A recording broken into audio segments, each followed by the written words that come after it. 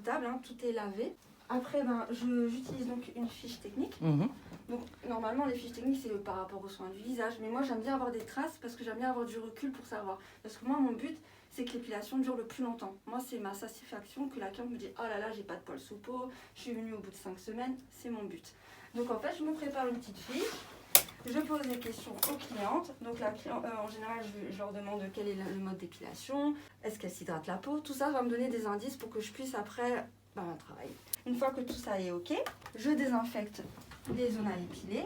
Donc en fait, je désinfecte avec un produit qui est à base de citron, qui est un redresseur de poils. Donc c'est assez impressionnant parce qu'en fait, le citron va permettre d'agir dès le bulbe et ça va faire comme si tu avais la chair de poule.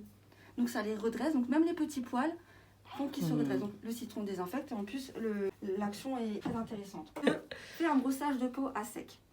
En fait, ce brossage de peau à sec va permettre de relancer la circulation, va permettre d'enlever les petites cellules mortes.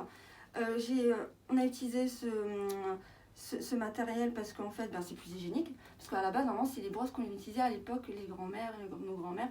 C'est pour se brosser le dos. Et puis, ça prépare la peau à l'épilation. On aimerait vraiment proposer ça comme un soin et pas comme une épilation. Tu sais, c'est comme le dentiste qui va en reculant. Donc, je brosse les parties à épiler.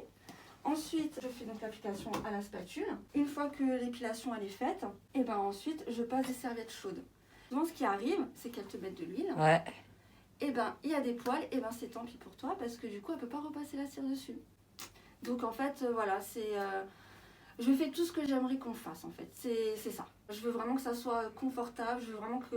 Et puis ce service-là, comme dit, il n'est pas proposé, donc je le défends. Au plus profond de mon cœur. Fameuse bande. Les fameuses bandes. Donc elles sont lavées à la main. Ouais. Pourquoi à la main? Parce que à la machine, elles s'effilochent. Donc une fois que la cire elle est dessus, je fais des bains de lessive. Donc j'ai 3 bacs. Donc là maintenant avec le Covid bien sûr, il y a le petit désinfectant sanitaire. Mais sinon c'est lessive et voilà. Donc en fait je fais bouillir de l'eau. Une fois que les piles elles sont utilisées, je les trempe dans l'eau chaude avec le désinfectant, la soupline et tout ça. Une fois qu'elles sont trempées, donc la cire elle fond. Une fois qu'elles sont lavées 3-4 fois par le bac, je les mets à plat, du coup à sécher. Et ensuite, une fois qu'elles sont sèches, je les repasse pour, déjà pour les stériliser et pour qu'elles soient bien lisses pour que je puisse avoir un bon maintien. Et niveau sensation, est-ce que ça change quelque chose en termes de douleur ou c'est vraiment kiff-kiff? Bon, après, moi, j'ai jamais vraiment eu mal à l'épilation. Alors, franchement, assez insensible à ça. Toutes celles que j'ai épilées, qui n'avaient jamais essayé, elles me disent que ça n'a rien à voir. Parce que, comme dit, plus doux. En fait, il y a plein de petites choses qui font que ça fait moins mal. Entre la cire en bande de coton, l'application à la cire, c'est vraiment juste bien dosé. Et tout ça, c'est de la pratique, c'est l'expérience après. Ah, c'est dingue.